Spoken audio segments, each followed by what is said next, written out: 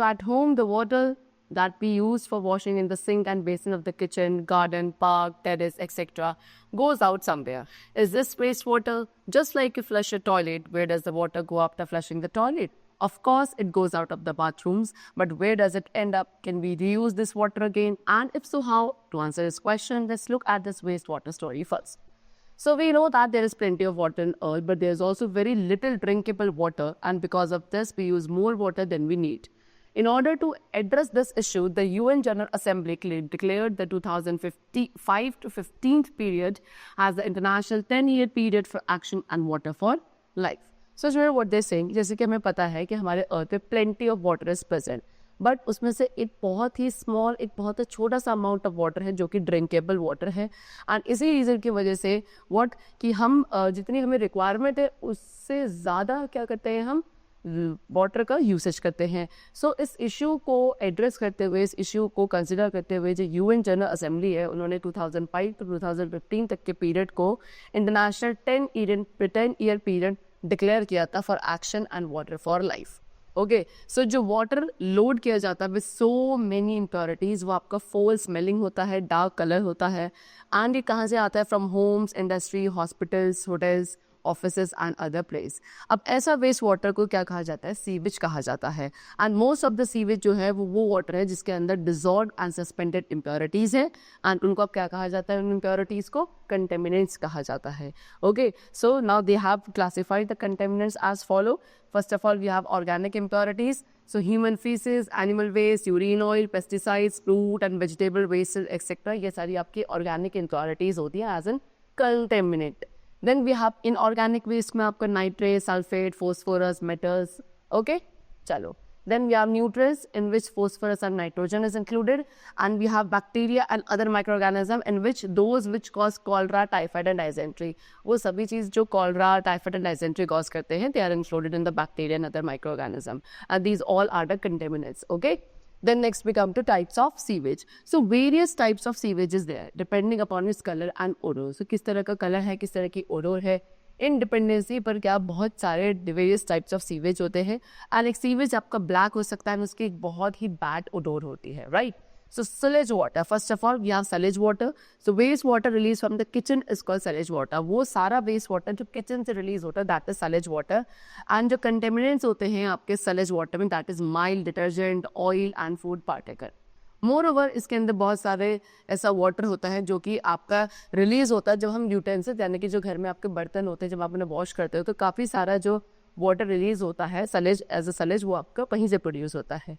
सो ये सारा वेस्ट जो है वो क्या करते हैं? ड्रेनेज को ब्लॉक कर सकता है. कुकिंग ऑयल एंड फैट क्या करते हैं? ये आपके पाइप्स को ब्लॉक कर देते हैं. एंड एक ओपन ड्रेन में जो फैट्स है वो सॉइल के पोर्स को क्लॉग कर देते हैं जिससे सॉइल की जो इफेक्टिवनेस है इन फिल्टरिंग वाटर वो रिड्यूस हो जाती है. फिर उसके बाद जो वेस्ट है like use solid food, tea leaves, रिमेज, soft toy, cotton, sanitary towels, ये सब हमारे ड्रेन्स को चोक कर देते हैं. ये क्या नहीं अलाउ करते? ऑक्सीजन का जो फ्री फ्लो होता है that is not allowed by. ये हमारे जो वेस्टेज का डिग्रेडेशन प्रोसेस है उसको हैम्पर करने में क्या करते हैं? वर्क करते हैं. Next we have foul waste. So waste water which is release from toilet. अब जो वेस्ट वाटर टॉयलेट से रिलीज होता है that is considered as foul waste. इसके अंदर ह्यूमन वेस्ट होता है एंड काफ़ी सारे बैक्टीरिया होते हैं जो कि gases and bad odour release करते हैं एंड ये काफ़ी हाईली इन्फेक्शियस होता है. Then we have trade waste. So वे वेस्ट जो इंडस्ट्रीज एंड कमर्शियल ऑर्गेनाइजेशन से रिलीज होता है that is called trade waste. And इसके अंदर एसिड्स, स्ट्रॉन्ग केमिकल्स होते हैं which are toxic in nature. चलो, now next we come to sewer system. So network of small and big pipes. Okay, so एक ऐसा network जहाँ पे small and big हर तरीके के पाइप्स होते हैं एंड ये वेस्ट वाटर कैरी करते हैं. इस नेटवर्क को सीवर कहा जाता है. एंड सारे सीवर्स जो है एक साथ ही मिलकर क्या बनाते हैं? सीवेज बनाते हैं. सो वेस्ट वाटर को घर से, होम से कैरी किया जाता है to the point of disposal जिसको हम वेस्ट वाटर या सीवेज ट्रीटमेंट प्लांट कहते हैं. Then after treatment of waste water के ट्रीटमेंट के बाद जो क्लीन वाटर है उसको नियर बाय वाटर बॉडीज में रिलीज कर दिया जाता है. सीवरेज में क्या होता है? मैन होल्स होते हैं जिनको ब्लॉकेज क्लियर करने के लिए यूज किया जाता है. देन मैन होल्स आपके कहाँ लोकेटेड होते हैं? At every 50 to 60 metre distance in sewerage at a junction of 2 or more sewer. Okay, and manholes को यूज किया जाता है क्लीनिंग पर्पज के लिए at regular interval. Then drains जो आपके कवर्ड नहीं होते हैं वो ब्लॉक हो जाता है सॉलिड वेस्टेज के through like plastic, rag and gravel, and in drains के अंदर फिर डर्टी वाटर ज़्यादा होने लगता है, ये फ्लड हो जाता है, यानी कि इनमें पानी इतना ज़्यादा बहाव हो जाता है डर्टी वाटर का, they get flooded with dirty water जो आपका स्टेगनेट करता है, अनपोल्यूटेड होता है, विच एमिट्स फोल स्मेल बेसिकली। एंड उसके बाद ये फर्दर इसमें क्या आपके डिजीजेस स्प्रेड करता है like malaria, dengue and various water borne diseases like cholera, typhoid, dysentery and jaundice. Now next is what in big cities और टाउन। अब जो बड़ी बड़ी सिटीज या टाउन्स होते हैं वहाँ पे जो वेस्ट सीवेज वाटर है उसको सबसे पहले वाटर ट्रीटमेंट प्लांट्स में ट्रीट किया जाता है एंड फिर उसको नियर बाय रिवर या लेक में रिलीज किया जाता है। लेकिन हमारी कंट्री की जो विलेजेस है, गाँव है, वहाँ पे इस तरीके का जो नेटवर्क है it is not present and sewage जो है वो ऑफन क्या होता है ज़्यादातर आपका पॉन्ड्स में या डचेस में कलेक्ट हो जाता है। एंड अगर वहाँ पे सीवेज फैसिलिटी नहीं है तो ये सारा वेस्ट वाटर डायरेक्टली कहाँ जो नियर बाय स्ट्रीम्स होती हैं या लेक्स होती हैं वहाँ ड्रेन कर दिया जाता है, जिसकी वजह से वाटर कंटेमिनेशन होता है।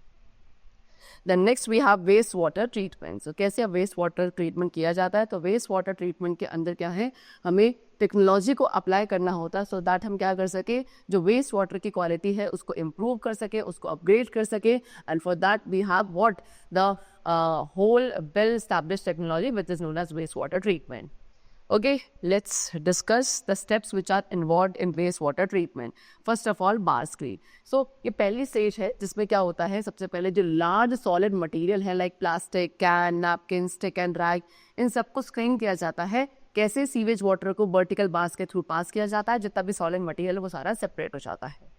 Then next we have grit and sand removal. इसमें क्या होता है, जितने भी ग्रिट या सैंड है वो सेटल हो जाता है। कैसे, आप उस वाटर को ग्रिट चैम्बर्स के थ्रू पास करते हो या टैंक में सेटल कर देते हो, जहाँ पे जितना भी सैंड, सिल्ट एंड ग्रेवल है वो नीचे सेट हो जाता है, सारा वाटर ऊपर आ जाता है। Then third step is first clarifier tank. फिर उसके बाद वाटर को अलाउ किया जाता है एक टैंक में सेट होने के लिए, जहाँ पे जो सॉलिड है लाइक फीसेस, जिसको आप स्लश कहते हो, वो नीचे बॉटम में सेटल हो जाते हैं एंड उनको एक स्क्रैपर के थ्रू रिमूव किया जाता है। फिर एयर को फोर्स किया जाता है वाटर में, किसके थ्रू, स्किमर के थ्रू। एंड जो बबल जब बनते हैं वो क्या करते हैं, सारी suspendable floatable matter like grease and oil को क्या करते हैं, ऊपर लेकर आ जाते हैं। ओके, जिसको बाद में हम रिमूव करते हैं एंड जो वाटर इसमें क्लियर करने के बाद आपको मिलता है that is called clarified water.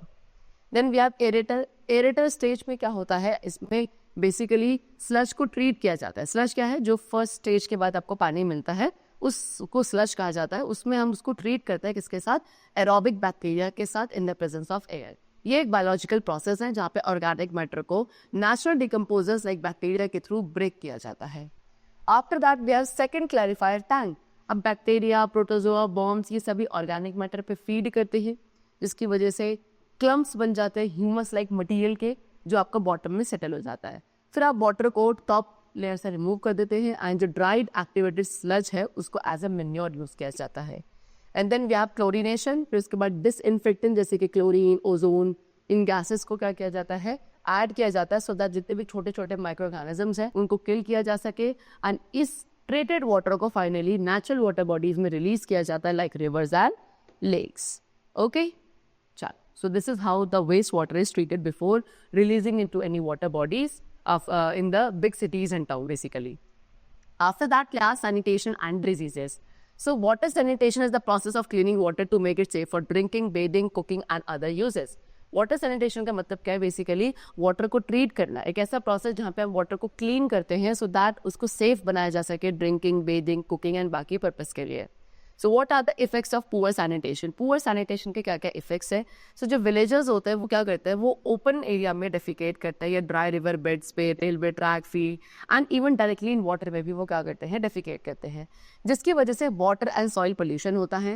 And more over ये क्या करता है, आपका जो ग्राउंड वाटर है उसको भी कंटेमिनेट एंड इफेक्ट करता है as well as surface water को भी, जिसकी वजह से डिजीजेस कॉज होती है like cholera, typhoid, polio, meningitis, hepatitis and dysentery.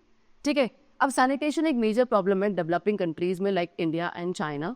Okay, and government जो है वो प्रॉपर सैनिटेशन नहीं प्रोवाइड कर पाती है थ्रू अंडरग्राउंड ड्रेनेजेस। एंड उसके साथ साथ क्योंकि नॉलेज एंड मनी की भी क्या है, कमी है, इलिटरेसी है, लार्ज पॉपुलेशन है, लैक ऑफ सोशल अवेयरनेस, ये सारे कुछ मेजर आपके सोशल रीजंस है जिसकी वजह से इम्प्रॉपर सैनिटेशन होता है।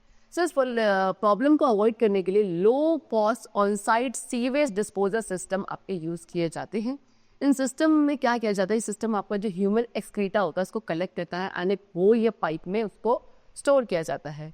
उसके बाद उसको हम डायरेक्टली एक सीवेज ट्रीटमेंट प्लांट में भेज देते हैं। Poor sanitation, water and hygiene के कुछ और भी बाकी सीरियस रिपरकशन हो सकते हैं। चिल्ड्रन एंड पर्टिकुलरली गर्ल्स को डिनाई किया जाता है their right to education because जो उनके स्कूल्स हैं उनमें private and decent sanitation facilities नहीं है।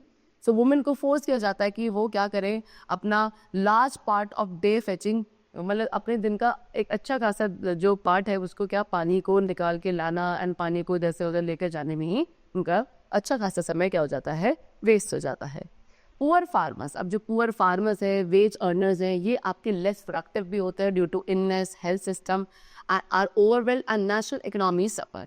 So without wash, that is water, sanitation and hygiene, sustainable development क्या है, without wash is impossible. So एक proper sanitation network की absence में लोग क्या करते हैं, कुछ बाकी mechanisms का use करते हैं सीवेज डिस्पोजल के लिए, and जो बाकी mechanism है that is septic tank, chemical toilets, composting pit and vermi composting toilets. Then what can we do? अब हम अपने लेवल पे क्या कर सकते हैं? So chemical एंड जो फिल्टर्स होते हैं वाटर सैनिटेशन की, उनके एब्सेंस में क्या कुछ ऐसे मेथड्स है जिसके थ्रू वाटर को क्लीन किया जाता है which make it safer for use. So however using these methods may not make the water entirely safe. अब ये क्या बोला जा रहा है कि केमिकल्स और फर्टिलाइजर अगर हमारे पास नहीं है वाटर सैनिटेशन के लिए, तो कुछ और ऐसे मेथड्स है जिससे हम वाटर को क्या बना सकते हैं, सेफ बना सकते हैं फॉर ड्रिंकिंग पर्पस। लेकिन ये जो मेथड्स है इनसे आपका वाटर पूरी तरीके से सेफ नहीं होता है। ओके, उनमें से एक पॉपुलर मेथड है वाटर सैनिटेशन के, दैट इज बॉइलिंग। बॉइलिंग में क्या किया जाता है, वाटर को हीट किया जाता है बॉइलिंग स्टेज पे एंड देन फिर इसको अलाउ किया जाता है to simmer for several minutes. दूसरा ऑप्शन है कि आप 1/8 teaspoon that is 0.616 millilitres of bleach add कर सकते हो 1 gallon that is 3.78 litres of water में। This is the approximate measure and फिर उसको ऐड करने के बाद उसको थोड़ी देर के लिए 30 मिनट्स अराउंड के लिए उसको फ्री छोड़ दिया जाए। अगर वाटर आपका क्लाउडी हो जाता है instead of clear, so it's better to use what कि 1/4 टीस्पून जो है that is 1.23 millilitres teaspoon of bleach का यूज किया जाए 1 gallon that is 3.7 litres of water में। ओके, सो अब हम कैसे वेस्टेज ऑफ वाटर का अवॉइड कर सकते हैं, by following some measures. Number 1 is what, do not over water plants and lawns. ठीक है, सो हमें क्या प्लांट्स एंड लॉन्स को ओवर वाटर नहीं करना चाहिए। जो वाटर का रन ऑफ होता है इनटू स्ट्रीट्स एंड गटर्स उसे अवॉइड करना है। सेकेंड, बेस्ट रिजल्ट के लिए हमें मॉर्निंग वाटरिंग स्टार्ट करनी चाहिए बिकॉज इवेपोरेशन लॉस जो होता है वो उस टाइम पे मिनिमम होता है। Then avoid washing down paved areas, so sweep driveway, sidewalks in garden clean up. Then when washing the car, so car wash करने के लिए आप बकेट ऑफ वाटर यूज कर सकते हैं। होज का जो यूज है वो केवल रिंस करने के लिए यूज किया जाए। देन रिपेयर फॉके leaks as much as 15 kilos of water, क्योंकि इसमें क्या हमें क्या जो फॉके लीक्स होती हैं इनको रिपेयर करवाना चाहिए क्योंकि 15 गैलन्स ऑफ वाटर जो है वो ईच डे लॉस होता है इसकी वजह से with the slow drip. Then avoid toilet water waste, toilet water waste का अवॉइड करना चाहिए। Do not use toilet as a trash disposal. Then next they have given you what, don't fall asleep in the shower. So an extra 5 minute जो हम shower में extra 5 minute लेते हैं उससे क्या हो सकता है कि अनदर 50 गैलन्स वाटर जो आपका डाउन द ड्रेन जाता है। सो एक मॉडरेट स्ट्रीम का हमें यूज करना चाहिए। The automatic dish water use it wisely, so half load क्या करता है, cheat you out of full water use. Then watch those laundry loads too, so कुछ 50 गैलन्स ऑफ वाटर का यूज किया जाता है एक लोड ऑफ क्लोथ्स को वॉश करने के लिए। सो हर एक लोड जो होता है उसे काउंट किया जाता है। So we use the water, we should use the water wisely. And then avoid the running faucet, so हमें वाटर को कॉन्टीन्यूसली रन नहीं रखना चाहिए। अगर हम शेविंग कर रहे हैं, टीथ ब्रश कर रहे हैं, पीलिंग वेजिटेबल्स और वॉशिंग डिशेस, तो we should what close the tap in that condition. Okay, चल the chapter is completed. I hope you all must have understood the chapter very clearly. Let's meet very soon in the next class and then take care and thanks for everyone.